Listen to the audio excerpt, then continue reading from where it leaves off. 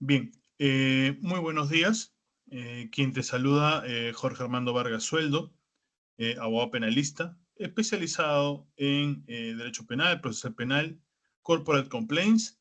Asimismo, quien te saluda también ha desempeñado funciones fiscales en los despachos especializados en delitos de corrupción de funcionarios, lavado de activos y crimen organizado. Actualmente me dedico al ejercicio independiente de la abogacía. No sin antes, eh, eh, antes de continuar, agradecer al Instituto Peruano de Actualización y Capacitación Profesional por la invitación del día de hoy en una sesión más y para un nuevo diplomado diplomado especializado en crimen organizado, corrupción de funcionarios y lavado de activos. Este nuevo diplomado pues tiene algunas sesiones que vamos a ir desarrollando en el transcurso, y el día de hoy se nos ha encomendado pues la sesión relacionada a los aspectos de la teoría del delito en el lavado de activos.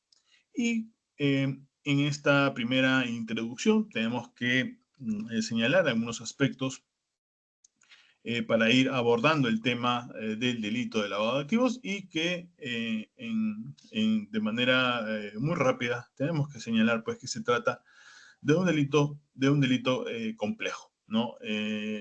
Además, es un delito pues que ha venido evolucionando en el tiempo, ¿no? Entonces inicialmente esta norma ha estado pues en legislaciones especiales, y cómo no haberlo tratado de esta forma, porque sin duda se trata de un delito que es un reflejo negativo en las sociedades, ¿no? Va a perjudicar eh, muchos ámbitos de la sociedad, no solamente a nivel económico, sino también las propias sociedades en su interior. Entonces, vamos viendo pues de que este delito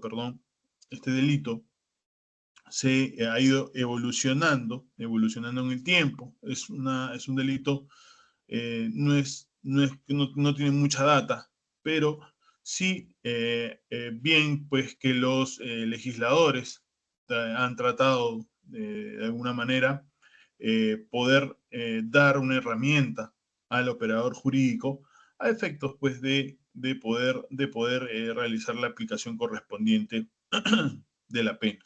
Bien, entonces, ¿qué es el lavado de activos? ¿No? Porque si estamos en una clase de lavado de activos, un delito de lavado de activos, tenemos que saber qué es el delito de lavado de activos. Y el delito de lavado de activos ha tenido distintas denominaciones en la región a nivel europeo, ¿no? Entonces, vamos a ver, pues, y vamos a ver en distintos libros vinculados a la materia, pues, que es denominado de distintas maneras. Podemos ver, pues, que podemos ver al delito de lavado de activos también en otras regiones y sus denominaciones, por ejemplo, el blanqueo de activos, el lavado de dinero y legitimación de activos, por ejemplo. Esas son algunas denominaciones que existen, pues, en algunos libros, en algunos manuales, en las cuales, pues, tienen esta denominación. Y el lavado de activos, o el blanqueo de activos, el lavado de dinero, legitimación de activos, como ustedes lo quieran denominar, lo quieran llamar, pues es una actividad criminal compleja, ¿no? Para dar legitimidad a los bienes y ganancias que se han originado o derivado de las actividades criminales previas. Ahorita vamos a ver qué es una actividad criminal previa, ¿no? Porque esto es un diplomado no solamente para reforzar algunos conceptos, sino también para de alguna manera, eh, dividir o desmembrar o separar algunos conceptos de importancia. Bien, entonces, y el lavado de activos, evidentemente, esta criminalidad organizada o esta actividad criminal, perdón, eh, realiza, realiza diversas manifestaciones para poder lograr la legitimidad de estos bienes o estas ganancias, ¿no? Y algunas de las actividades, o una de las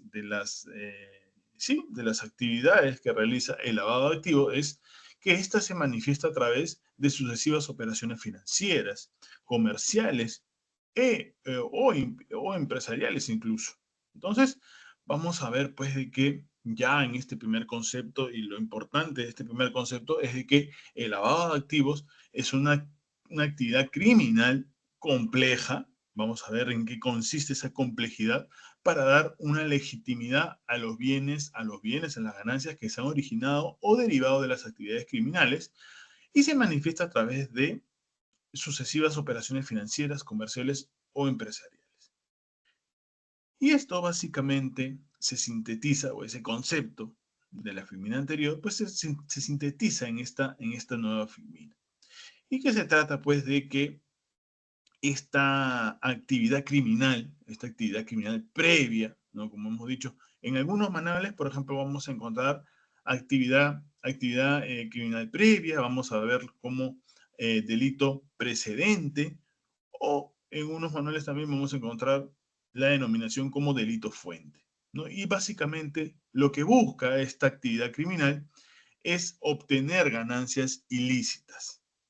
Las ganancias ilícitas son generados por estas actividades criminales previas, que por ejemplo puede prevenir estas actividades criminales previas en las cuales se generan productos ilícitos, ganancias ilícitas, efectos ilícitos, va a provenir de otros delitos, como denominados delitos fuentes. Puede ser que esta actividad criminal previa puede ser el delito de corrupción de funcionarios, puede ser la extorsión, puede ser el sicariato. Son delitos que nos vienen aquejando en la sociedad, viene aquejando la sociedad este tipo de delitos. Entonces, hay que tratar de alguna forma de levantar esas vallas punitivas a efectos pues de que no se siga obteniendo estas ganancias ilícitas, que finalmente lo que busca el lavador es que pasarlo por un proceso, alejarlo del origen de donde se generó, y buscar pues lograr legitimarlo en el tiempo y darle una apariencia de legalidad a esas ganancias. Y lo que vamos a encontrar finalmente es de que a través de una serie de procesos, ¿no? Una serie de procedimientos, es que esas ganancias ilícitas se puedan convertir en actos de conversión, por ejemplo, o en actos de intercalación, y finalmente en actos de ocultamiento o tenencia, lograr pues que el lavador goce de esas ganancias, ¿no? Y puede ser esa ganancia, esas ganancias ilícitas puedan de alguna manera convertirse en el camino, y poderse generar o poderse convertirse esas ganancias en un bien, ¿no? Un bien mueble, inmueble, puede ser un yate, puede ser compra de bonos, compra de acciones, compra de una casa, un departamento. Entonces, vamos a ver que esta actividad criminal previa lo que busca es alejar lo más posible esas ganancias ilícitas, alejarlo de su origen. Entonces, vamos a ver pues qué pasa todo este proceso, pasa por un proceso, a la redundancia, de un proceso de legitimidad.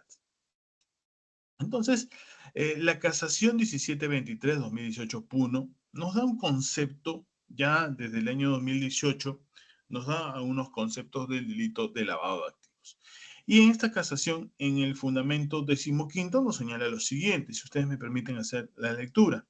Dice: la punición del delito de lavado de activos nos remite a sancionar todo aquel acto, procedimiento u operación orientada a otorgar una apariencia de legitimidad a los bienes o recursos que provienen de actividades delictivas. Dada la amplitud de sus alcances como exponente preferido de la criminalidad organizada, y su carácter no convencional, a nivel doctrinario y jurisprudencial, se ha establecido que este delito reviste una naturaleza pluriofensiva. ¿Qué nos quiere decir este concepto? Que evidentemente el lavado de activos es un procedimiento, ¿no? Es un procedimiento, es una consecución de actos con el fin de otorgar una apariencia de legitimidad a los bienes y a los recursos que se provienen de actividades delictivas. No nos lo dice, pues, cuáles son esas actividades delictivas, pero la doctrina nos ha señalado que estas actividades criminales son actividades delictivas previas, ¿no? Son generadas por esos otros delitos, ¿no? Por esos otros delitos que tienen, o denominados también delitos previos. Entonces, vamos a ver pues que los jueces del Perú, los jueces de la Corte Suprema, nos van estableciendo algunos parámetros, ¿sí? Entonces, la casación 1956-2019 Arequipa también nos da un concepto sumamente importante. En el 14º, si ustedes me permiten hacer la lectura, señala lo siguiente: se identifica como lavado de activos a todo acto o procedimiento realizado para dar apariencia de legitimidad a los bienes y capitales que tienen origen ilícito. Ya ahí ya nos va introduciendo el tema de la ilicitud, ¿no? Y de la ilicitud. En esta primera casación 1723 que hicimos lectura anteriormente, no nos hablaba de una ilicitud de esos activos. Pero ya con la casación 1956-2019 Arequipa, nos señala pues que se identifica como lavado de activos a todo acto o procedimiento realizado para dar apariencia de legitimidad a los bienes y capitales que tienen origen ilícito, concibiéndosele así como un delito no convencional y notorio exponente de la modernidad criminalizada organizada. Y aquí, en estas dos casaciones, pues sí se ponen de acuerdo en el tema de que este delito de lavado de activos es la preferida por las organizaciones criminales, ¿no? Y eso también lo ha señalado ya en el fundamento 7 del Acuerdo Plenario 3/2010, 2016, del 16 de noviembre de 2010, en la cual pues señala que esta, este delito no convencional, ¿no? Y notorio exponente de la moderna criminalidad organizada, cuya dimensión es pluriofensiva, ¿no? Al afectar o poner en peligro de modo simultáneo o sucesivo varios bienes jurídicos tutelados durante las etapas u operaciones delictivas que ejecuta el agente. Lo que sí, las dos sentencias nos refiere pues de que en efecto se tratan de etapas, se tratan de operaciones, se tratan de un proceso complejo, entonces en la cual lo que busca el lavador de dinero, es lograr que esos dineros, uno, se vaya alejando de su origen. Y dos, pues que se tratan de dineros ilícitos, pues que a través de un proceso complejo, una complejidad de procesos, pues se alcance la legitimidad de los mismos, ¿no? Entonces, y tercero, pues de que se trata de un delito pluriofensivo que va a afectar o poner en peligro de modo simultáneo o sucesivo varios bienes jurídicos tutelados, ¿no? Uno puede ser la economía, ¿no? Y vamos allá, ahorita vamos entrando cuáles son la tipicidad, cuáles son los elementos objetivos y subjetivos del tipo penal de lavado de activos, ¿no? Entonces, vamos a ver pues que en las 12 casaciones, en las dos casaciones antes leídas, salvo el tema de la ilicitud de los activos, ambas casaciones nos refieren pues de que se trata de un proceso complejo, y dos, se trata pues de que se afecta diversos bienes jurídicos. Sigue señalando esta casación que así pues los actos de colocación o intercalación comprometen la estabilidad, la transparencia, la legitimidad del sistema económico financiero, mientras que los actos de ocultamiento y tenencia afectan la eficacia del sistema penal, ¿no? Sistema de justicia penal frente al crimen organizado, configurándose así el delito, configurándose así en delito de resultado. Entonces, vamos viendo pues de que estas casaciones nos van dando algunos conceptos muy claros, pero la diferencia, entre esta última casación y la anterior antes indicada, pues es que nos llama la atención que cuando nos refiere que mientras los actos de ocultamiento y tenencia afectan la eficacia del sistema de justicia penal frente al crimen organizado. ¿Y por qué esta casación nos describe de esa forma? ¿Por qué? Porque eh, si bien estamos en una etapa, bueno, esta casación denomina a actos de colocación o intercalación, son conceptos que nuestra norma penal de lavado de activos no los utiliza. Sin embargo, los actos de colocación e intercalación son conceptos que lo podemos encontrar en la doctrina, seguramente en mucha doctrina española donde hablan de esos actos de colocación. Y ahorita vamos a ver a qué se equiparan los actos de colocación o actos de intercalación o también actos de integración, también como lo denomina a nivel internacional algunos doctrinarios cuando hacen referencia a las etapas del proceso penal.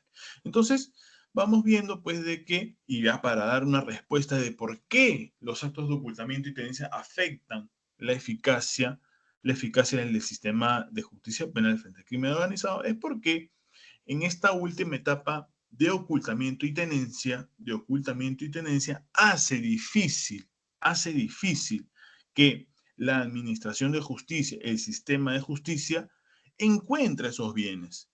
Cuando el bien va, ahorita vamos a ver en un cuadro que nos va a ejemplificar estos conceptos, cuando los bienes se van alejando más del origen, del origen de la actividad criminal previa, pues hace de que pasen por otros procesos de ocultamiento, no pasen por procesos de tenencia. Seguramente que van de mano a mano, van de distintas personas. Ahí aparecen pues las figuras de los testaferros, ¿no? Aquella persona pues que cuida esos bienes, los custodia, para que finalmente, los custodia, los tiene, ¿no? En actos de tenencia, a efectos pues de que el lavador los pueda disfrutar más adelante, en el tiempo, ¿no? Entonces, los actos de ocultamiento y de tenencia, en efecto, son actos que eh, dificultan la actividad de la justicia, ¿no? Porque no permite que estos bienes ilícitos obtenidos con las ganancias productos de las actividades criminales previas, por ejemplo, una casa, por ejemplo, pueda hacer caso que un bien, un auto, un bien inmueble o un bien mueble, como puede ser un auto, pues pueden haberse adquirido con dineros ilícitos, productos de actividades criminales previas. Puede ser un delito de corrupción, puede ser un sicariato, puede ser una extorsión. Entonces, cuando ese departamento o ese auto pasa a manos de terceras personas, pues eso es lo que nos dice la casación, que son actos de ocultamiento y tenencia. Entonces, el lavador evidentemente va a buscar que estos bienes no se queden no se queden en su patrimonio. Va a buscar el lavador que estos bienes obtenidos con ganancias ilícitas, ¿no? Con dineros ilícitos, producto de las actividades criminales previas, pues vayan a manos de terceras personas. Y ahí se configuraría los actos de ocultamiento y tenencia. Es difícil para la Administración de Justicia ubicar a estas personas, porque son personas, pues, que seguramente ellos no han realizado el lavado de activos, ¿no? Son personas que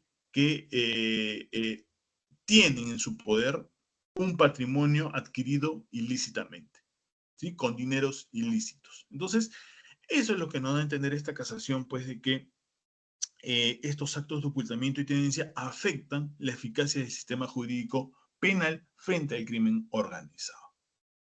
Bien, entonces vamos viendo pues de que existe una normativa legal, así como vamos a ver pues que el lavado de activos es un flagelo, no solamente para la sociedad peruana, sino es un flagelo a nivel mundial.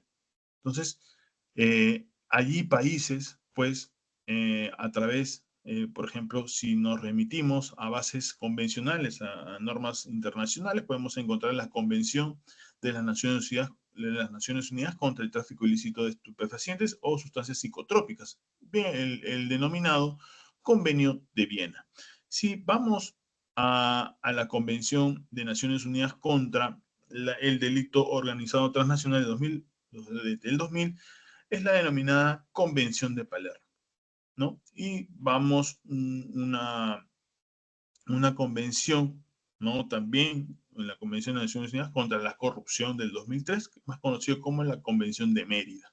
Entonces, estos marcos normativos a nivel internacional, pues coadyuvan al desarrollo de nuestra normativa interna, ¿no? Son convenciones que el Perú ha suscrito y por tanto se compromete a, eh, eh, a combatir, el lavado de activos. Entonces, la norma interna que seguramente nos ayuda a poder combatir el lavado de activos es el decreto legislativo 1106, modificada por la ley 27765, ley penal de lavado de activos, modificado por el decreto 986. Entonces, estas normativas a nivel interno, pues van a ser nuestro marco normativo para poder realizar investigaciones de este tipo.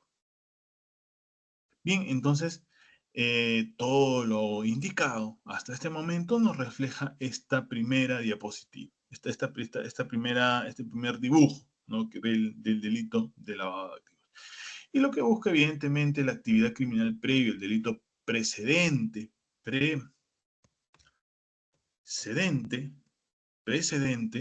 es que lo que busca el delito precedente es la obtención de ganancias ilícitas. Pero va a pasar, como he indicado, pues que estas ganancias ilícitas pasan por un proceso de legitimación. ¿Para qué?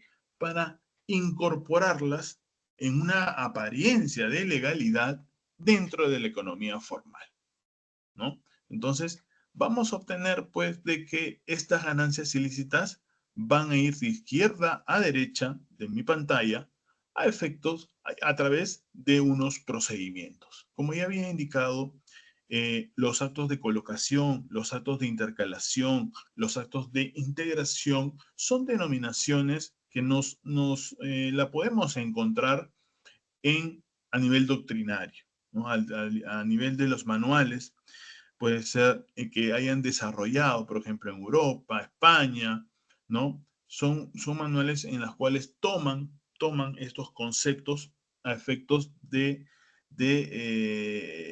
darnos a entender los procedimientos por los cuales pasa esa ganancia ilícita obtenida de estas ganancias ilícitas obtenidas del delito o de la actividad criminal previa. Puede ser, como he indicado, estas ganancias ilícitas pueden provenir de la corrupción de funcionarios, puede provenir del sicariato, puede provenir de la extorsión, puede provenir de la trata.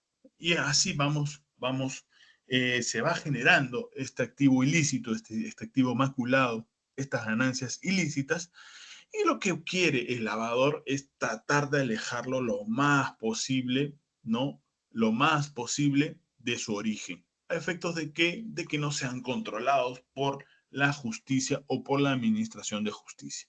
Entonces, lo que busca a través de estos actos es que es buscar una apariencia de legalidad de esas ganancias para llevarlo a una economía formal, ¿no? Una economía formal, pero bajo el cliché, ¿no? De una aparente legalidad, ¿no? Entonces, vamos viendo pues de que estos dineros se van moviendo de izquierda a derecha de mi pantalla a través de actos, ¿no? Por ejemplo, los actos de colocación vendrían a ser los actos de conversión, ¿no? Esta última denominación, actos de conversión, es la utilizada en la normativa 1106 de lavado de activos, lucha contra el lavado de activos, y son esos actos de conversión, ¿no? De captación del dinero, ¿no? Actos de captación de los dineros. Entonces va a pasar por una segunda etapa, que es la de intercalación. Esos actos de intercalación o los actos de transferencia, pues pueden ser actos que van de cuenta a cuenta, ¿no? Van de un destino a otro, ¿no? Esos son los actos de intercalación. Y los actos de integración finalmente son actos de tenencia y ocultamiento. Estos actos de conversión, estos actos de transferencia, estos actos de tenencia y ocultamiento son conceptos utilizados, sí, por nuestra norma peruana. Bien, entonces tenemos una base jurisprudencial sin duda. Ya ha habido un desarrollo sumamente sustancioso con respecto al delito de lavado de activos.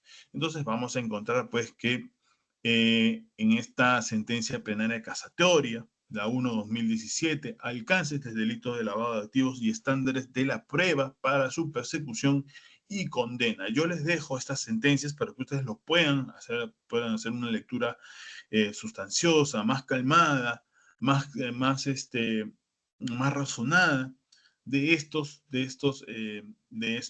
esta base jurisprudencial. Tenemos también el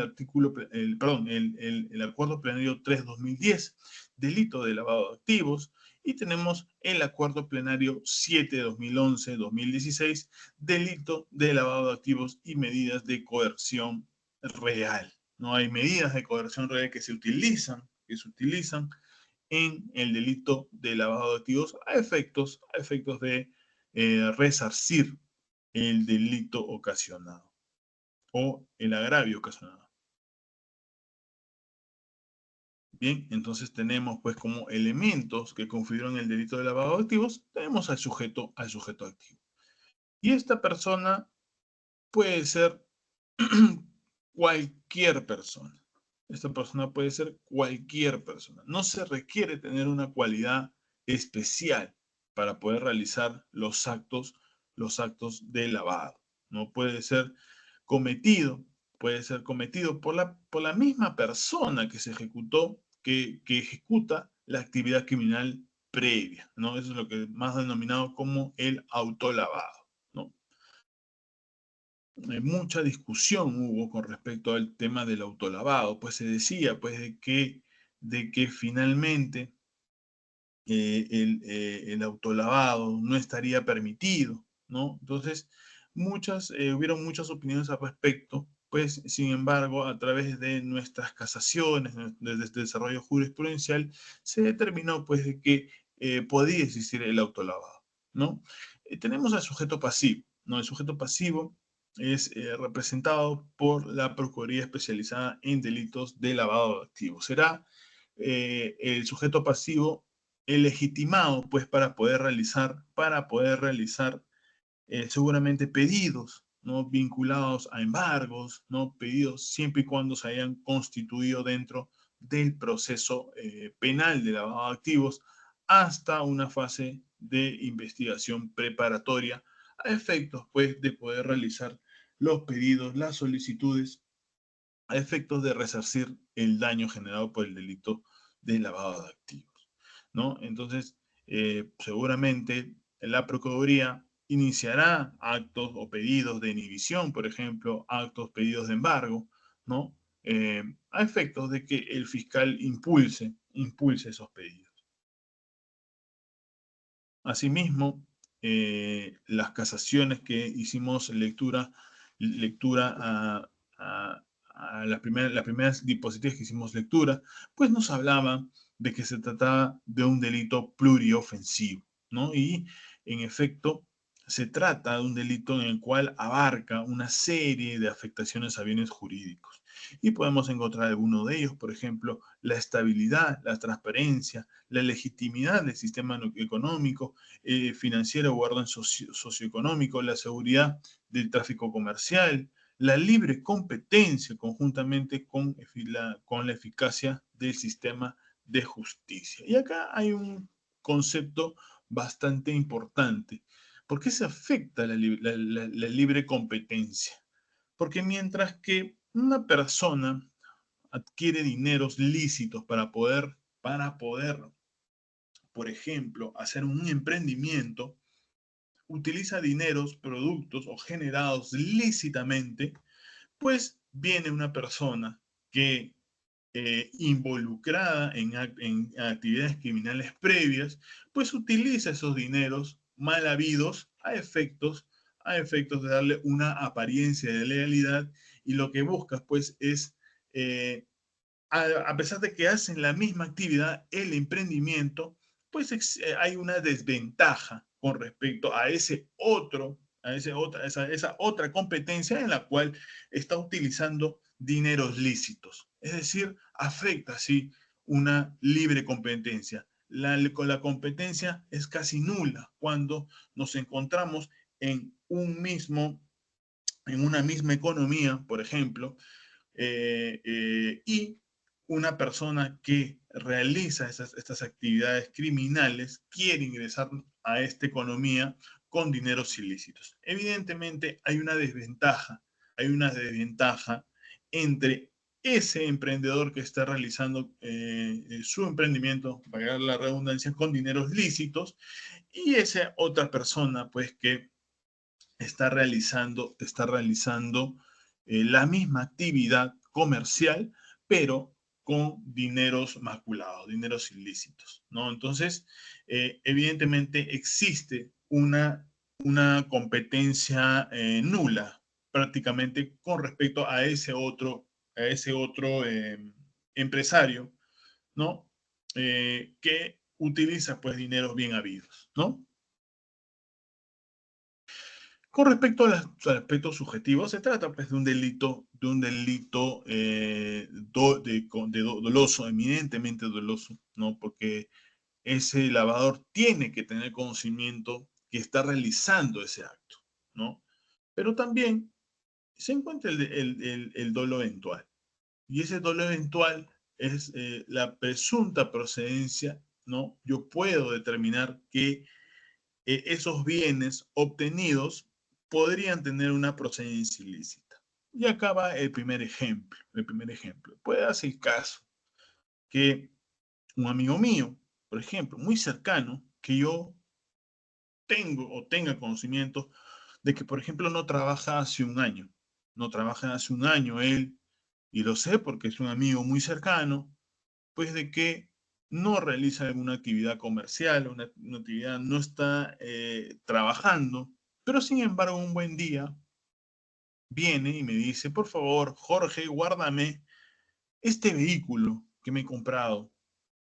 Me he comprado un vehículo de alta gama, ¿no? Valorizado en $80,000 en el mercado.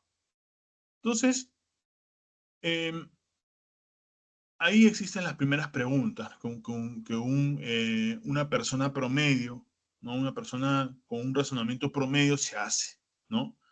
Y ahí vamos viendo, pues, y vamos pensando mal, pues, de que esta persona, la primera pregunta que salta a la luz es si esta persona pudo haberse comprado ese vehículo.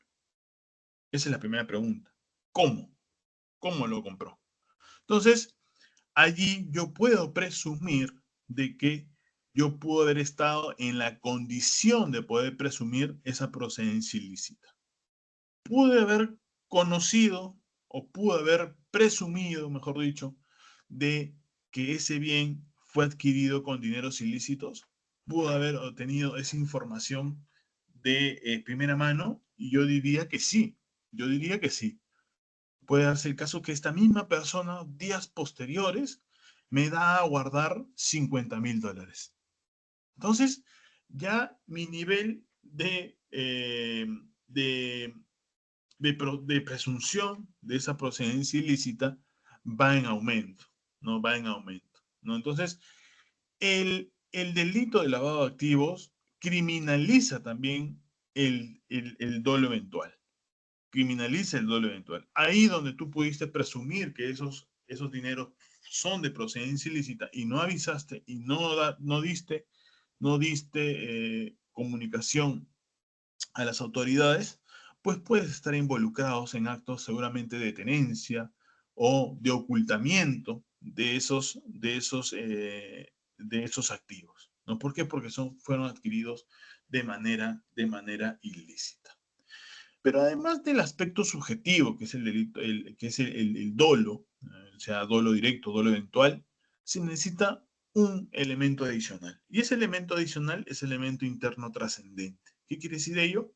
Que con mi conducta, no solamente con el conocimiento de que se tratan dineros ilícitos, sino que con mi conducta busco alejar o evitar la identificación de ese origen, ¿no? Busco evitar su incautación o busco evitar su decomiso. ¿No? Puede darse caso, pues, de que con esos dineros yo sé que he realizado actos de lavado producto, por ejemplo, de los actos de corrupción o producto de sicariato, extorsión, trata de personas u otras, pero yo sé que esos dineros, pues, no quiero que se me los identifique, ¿no? Y en ese devenir, lo que yo busco, por el contrario, es evitar que la autoridad fiscal, autoridad policial, identifique esos orígenes. Y lo que hago yo es dárselos a guardar como en el ejemplo, a una tercera persona. ¿No? Eso es lo que yo busco. Busco alejar, busco evitar la identificación del origen, busco evitar su incautación o decomiso. Eso es lo que yo busco.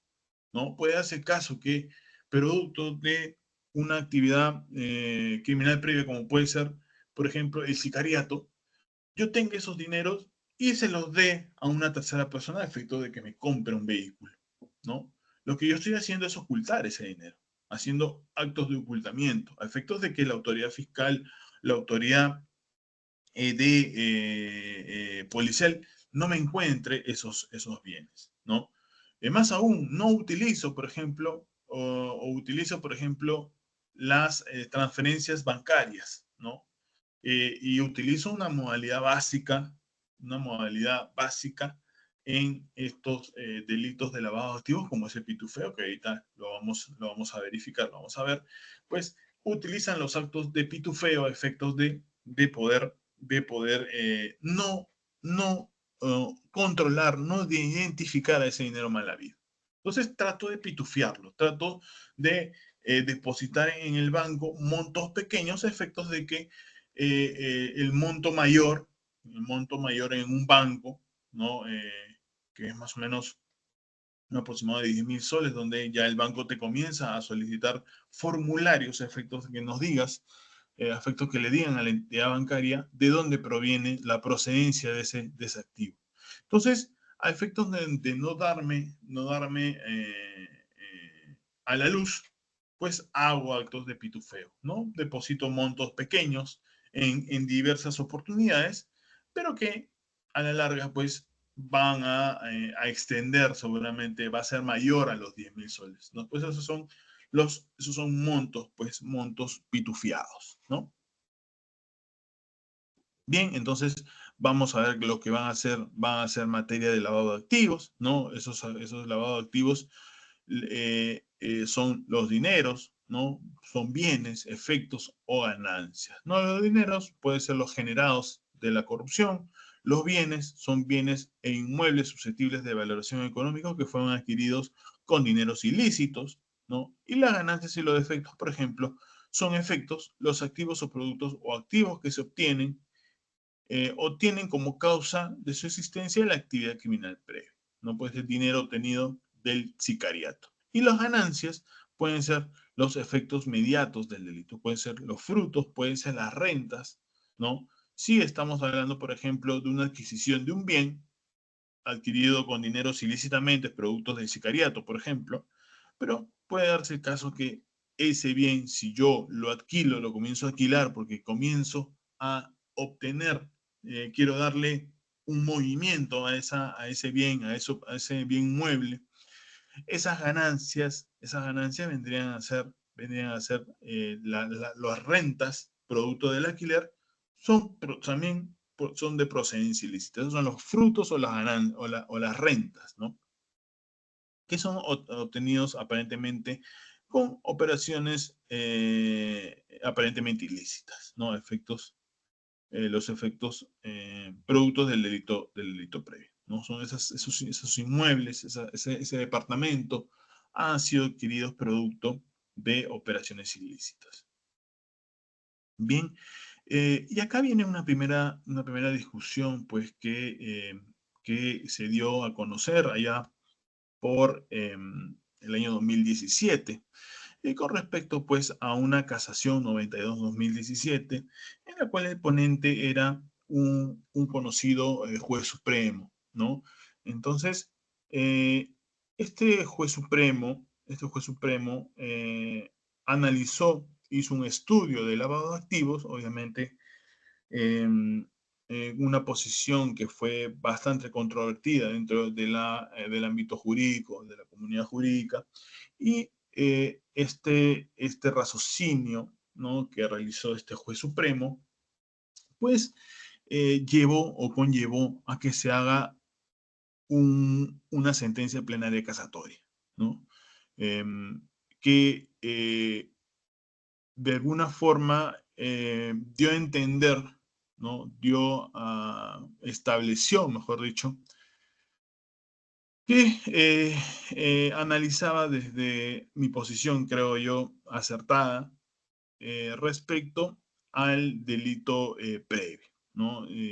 Esta casación 92-2017 pues señaló que el delito fuente tenía que ser un elemento normativo del tipo penal, ¿no? Tiene que estar dentro del tipo penal para pretender imputar un lavado de activos, ¿no? Por tanto, ese delito fuente, ese delito previo, ese delito precedente, debía de ser sancionado, sentenciado para efectos de iniciar una investigación por lavado de activos. Eso es lo que establecía esta casación 92. Se tenía, uno, que lograr una sanción del delito previo para yo recién iniciar un delito de lavado de activos. No podía iniciar, no podía iniciar con alguna sospecha de que estos dineros provengan, pues, de actividades criminales previas, sino que tenía yo que esperar que exista una sentencia de ese delito previo para yo poder recién iniciar actividad investigativa con respecto al delito de lavado de activos. Entonces lo que se buscaba, lo que se pretendía era demostrar la existencia del delito, previo, ¿no? Eso es lo que se quería demostrar, ¿no? Eh, eh, entonces, con la sentencia plenaria casatoria, eh, la sentencia plenaria casatoria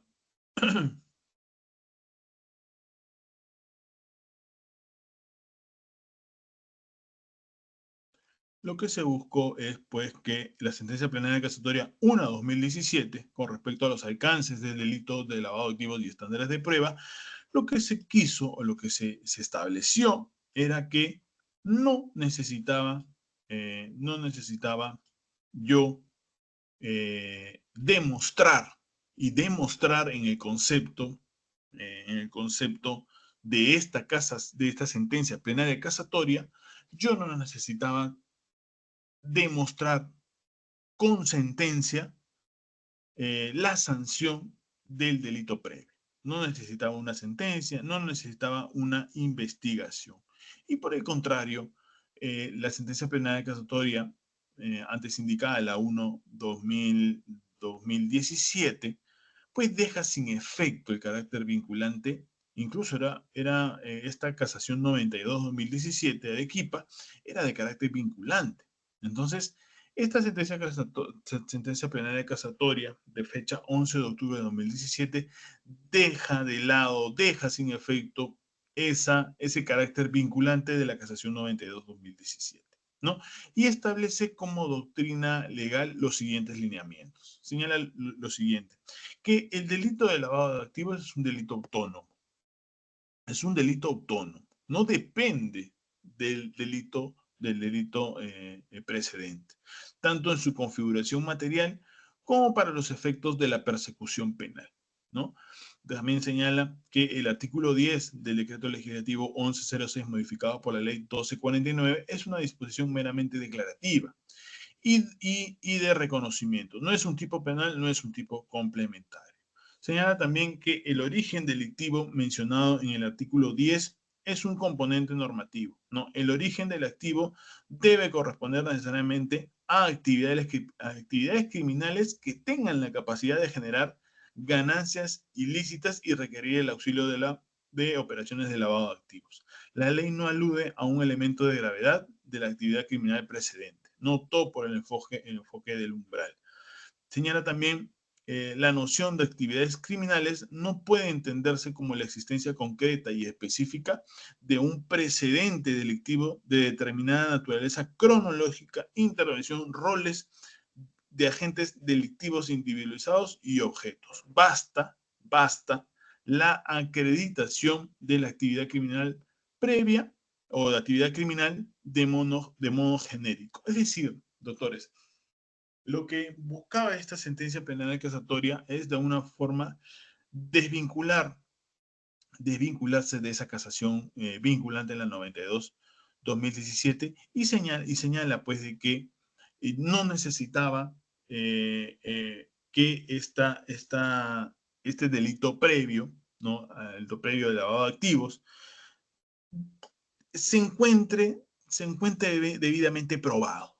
No necesitaba yo que existe una sentencia, por ejemplo, de sicariato para yo poder investigar el lavado de activos. Entonces, esos dineros, productos del sicariato, hoy con la sentencia 1/2017, yo podría hacer una indagación con respecto a esos dineros ilícitos.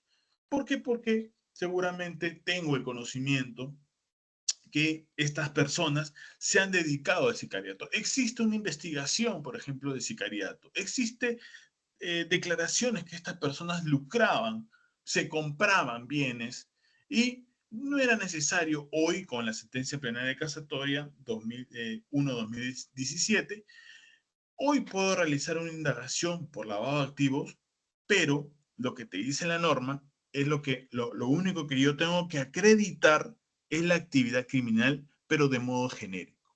Yo no necesito realizar una labor o tener de manera concreta y específica del presidente delictivo de determinada naturaleza con cronología, ¿no? No debo de tener especificado quiénes son las personas que realizaron el delito previo. Para eso está la investigación preliminar en lavado de activos. En esa investigación preliminar por lavado de activos seguramente identificaré a esas personas dedicadas al lavado de activos, pero que tienen una actividad criminal previa como la de sicariato. Entonces, con esta sentencia plenaria casatoria, pues se avanzó mucho. ¿Por qué? Porque hasta antes teníamos la casación 92-2017. Entonces, con esta casación 92-2017, yo tenía que tener identificado a ese sujeto. Tenía que tener una sentencia ya aprobada, ¿no? Con respecto a la actividad criminal previa. Hoy basta tan solamente con acreditar la actividad criminal previa, pero de modo genérico. Debo de tener una denuncia, por ejemplo. Debo de seguramente esa organización criminal dedicada al sicariato, por ejemplo, me basta saber que estas personas o esta organización criminal tiene una investigación por sicariato, ¿no? Puedo tener conocimiento pues de que existen declaraciones que dentro de la investigación de sicariato se realizaban compras, ¿no? Trataban de el dinero generado mal habido, lo trataban pues de ubicar, colocar en el sistema económico financiero. Eso es básicamente lo que yo necesito hoy para poder realizar una investigación por lavado de activos. activos. Entonces, creo que hubo un giro respecto al delito de lavado de activos. Eh, Hay un antes y un después con esta casatoria, con esta sentencia plenaria casatoria 1/2017, ¿no? Evidentemente, con la casación 92, lo que generaba, pues, era un viso de impunidad, ¿no? Evidentemente, existieron muchos intereses generados a partir de esta casación 92/2017. Bien, entonces el artículo 10 nos establecía, ¿no? El artículo 10 del decreto legislativo 1106, pues nos establecía la autonomía del delito y de la prueba indiciaria. Y señalaba lo siguiente: el lavado de activos es un delito autónomo, por lo que para su investigación y procesamiento, señala la norma, no es necesario que las actividades criminales que produjeron el dinero, los bienes o efectos o ganancias hayan sido descubiertas, se encuentran sometidas a investigación, ¿no? Proceso judicial o hayan sido previamente objeto de prueba o de sentencia condenatoria. Eso es lo que nos señala, y por eso nos dice la autonomía del delito de lavado de activos. Es decir, no necesito siquiera una investigación, ¿no? Pero sí debo de tener indicios, meros indicios, de que los dineros, de que los dineros, de que los dineros mal habidos, pues provengan de actividades criminales previas, ¿no?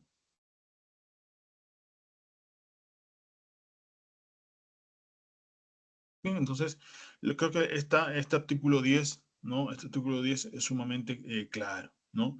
Señala en el segundo párrafo lo siguiente: dice, el conocimiento del origen ilícito que tiene o que debía presumir el agente de los delitos que contemple el presente decreto legislativo corresponde a actividades criminales como los delitos de minería ilegal. Bueno, ahí nos establece una serie, una relación de delitos que, pueden generar el lavado de activos, ¿no? Por ejemplo, estamos hablando del delito, por ejemplo, de minería ilegal, tráfico ilícito de drogas, el terrorismo, delitos contra la administración pública, el secuestro, el proselitismo, la de los migrantes, los delitos tributarios, la extorsión, el robo, ¿no?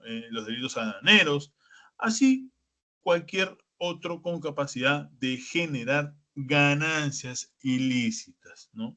Entonces, vamos a ver pues de que eh, eh, hay un antes y un después de esta normativa, de esta sentencia plenaria casatoria que nos aclaró un poco el panorama con respecto y nos dio en ese momento, cuando ejercía una labor fiscal, nos dio una herramienta en ese momento para poder afrontar estos delitos de lavado de activos. Bien, entonces vamos a ir avanzando un poco con respecto a las fases del lavado de activos. Y es un delito proceso, ¿no? Ya hemos indicado pues de que se trata el delito de lavado de activos, son una consecución de actos, procedimientos, a efectos pues de lograr legitimizar, ¿no? Darle una apariencia de legalidad a esos activos ilícitos. Entonces, la colocación, y hemos dicho, son terminologías que lo podemos ver lo podemos ver en textos, ¿no? En doctrina, ¿no? Seguramente europeo, España, maneja mucho estos conceptos de colocación, actos de colocación, pero nuestra normativa, la 1106, lo equipara a los actos de conversión establecidos en el artículo 1 de la ley 1106, ¿no?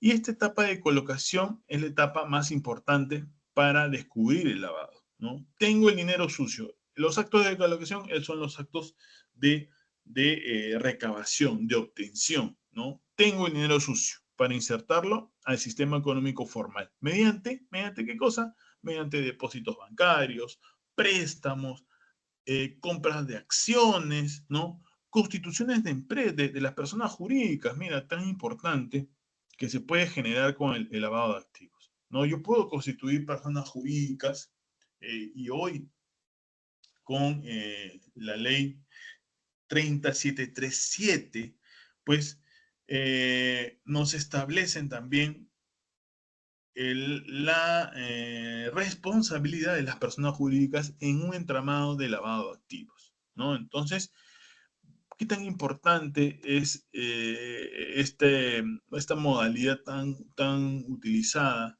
con respecto a la utilización de personas jurídicas en este entramado de lavado de activos? ¿Por qué? Porque yo puedo constituir con un capital mal habido a las personas jurídicas. ¿Para qué? Para que seguramente sea ese marco, sea ese, ese velo de persona jurídica para poder yo introducir dineros ilícitos dentro de la economía formal, ¿no? Entonces, vamos a ver que en este primer acto de conversión o actos de colocación, si ustedes lo quieren ya equiparar con una denominación utilizada a nivel europeo, España, por ejemplo, que se utiliza esas denominaciones, podemos encontrar pues que estos actos de conversión son los insertados en el sistema económico a través de depósitos bancarios, por ejemplo, ¿no? Eh, el insertar dinero sucios en el tráfico ilícito es para darle una apariencia de legalidad, ¿no? Lo que se llama conversión.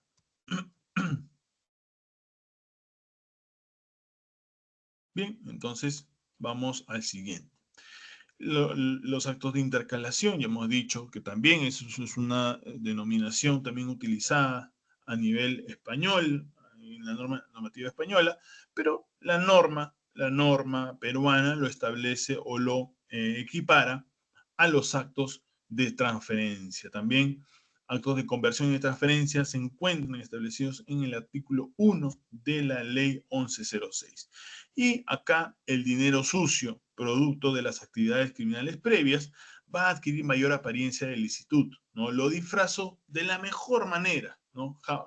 Jamás para que no sea descubierto, no sea descubierto, ¿no? Por ejemplo, una transferencia de cuenta en cuenta, por ejemplo, ¿no?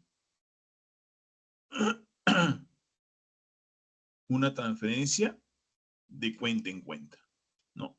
Utilizo cuentas terceras para poder depositar ese dinero mal habido. Compra de bienes, por ejemplo, ¿no? Con una compra de bienes, compra de metales, ¿no? Mientras más actos de transferencia realizo, lo estoy alejando de la fuente ilícita. Es una forma de distraer. Y acá aparece la presencia de los testaferros, ¿no? Aparece esa figura de los testaferros.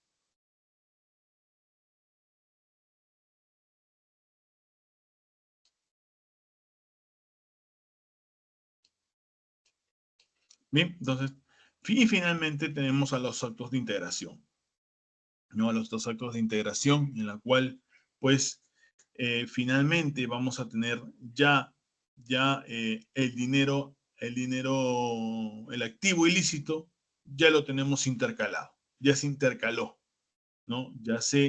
El dinero sucio ha logrado convertirse en bienes, ¿no? Y vuelve a sujeto activo, pero en forma de una casa, por ejemplo, ¿no? Esa casa evidentemente lo va a tener una tercera persona en forma de tenencia o de ocultamiento, por ejemplo. Ocultamiento puede darse el caso de que estos bienes pasen a nombre de una persona jurídica, por ejemplo, y la pongo el nombre, la pongo a nombre de una persona jurídica que es, por ejemplo, que haya podido constituir el lavador, ¿no? ¿A efectos de qué? A efectos de darle una apariencia de legalidad, ¿no? Busco siempre la legalidad en estos actos, ¿no? Busco siempre introducir esos bienes a una actividad formal, ¿no? ¿No?